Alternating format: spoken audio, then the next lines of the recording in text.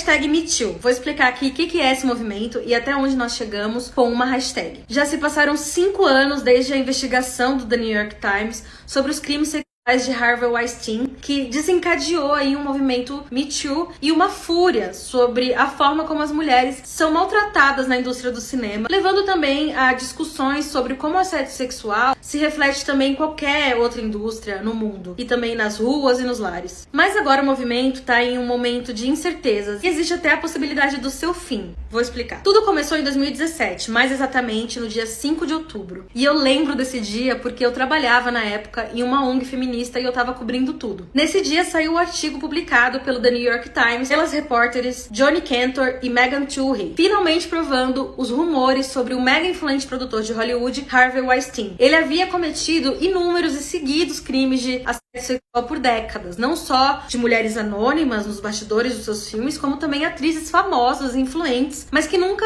haviam tido chance ou coragem de denunciar. Além do artigo original, eu indico muito a leitura do livro Ela Disse, os bastidores da reportagem que impulsionou o Me Too, que eu já citei até aqui em outros vídeos. Nesse livro, as duas jornalistas, a Jodie e a Twohey, falam sobre como conseguiram os depoimentos e as provas. É uma aula de jornalismo e do cuidado para se falar de um tema tão sensível. Enfim, na época, toda essa exposição do Harvey Weinstein no jornal incentivou uma enxurrada de histórias no Twitter e além. A partir de um convite da atriz Alyssa Milano, ela disse na época: se você foi assediado ou agredido sexualmente, escreva "eu também" como resposta a esse tweet. A ideia era mensurar o quanto isso acontecia. E assim, outras mulheres do cinema começaram a denunciar outros abusadores. Muitas encontraram ali vítimas do mesmo crime ou do mesmo abusador, porque, assim, pararam as denúncias com nomes escondidos, sabe? Tava todo mundo jogando os nomes e as verdades na internet. Muitas das acusações de abuso que você pesquisar na última década fizeram parte dos dias seguintes do lançamento do material do New York Times. James Franco, Kevin Spacey, Louis C.K., Bill Cosby são alguns dos grandes nomes de Hollywood que perderam papéis e cargos no cinema por causa das acusações. Então eram tempos em que se acreditava nas mulheres, sabe? Pro Harvey Weinstein, o primeiro grande denunciado, uma pena somente em Nova York de 23 anos de prisão por assédio sexual e estupro. Mesmo com a condenação, ele mantém todos os prêmios que já recebeu da indústria, inclusive mais de 50 Oscars. A sua produtora, Miramax, ficou nas mãos do irmão dele, o Bobby Weinstein. O movimento Me Too afetou o discurso público e teve repercussões tangíveis nos locais de trabalho em todas as áreas. Então isso resultou em mudanças palpáveis na economia, sabe? Na época tinha CEO sendo demitido toda hora, candidatos à política sendo derrotados, figuras públicas sendo desonradas. Mas o que pouca gente sabia é que o movimento Me Too já havia começado anos antes, em 2006, quando a ativista Tarana Burke fundou uma organização sem fins lucrativos chamada Just Be Inc., que atende sobreviventes de assédio sexual e abuso. E a Alyssa Milano, em seu tweet, se inspirou justamente nessa campanha da Burke. Hoje, toda essa revolução industrial de mercado e economia está em risco por causa do caso tribunal de Johnny Depp e Amber Heard, que foi basicamente julgado pelas redes sociais, né, e não pelo juiz. As coisas estão meio balançadas, porque a Amber fez a sua primeira denúncia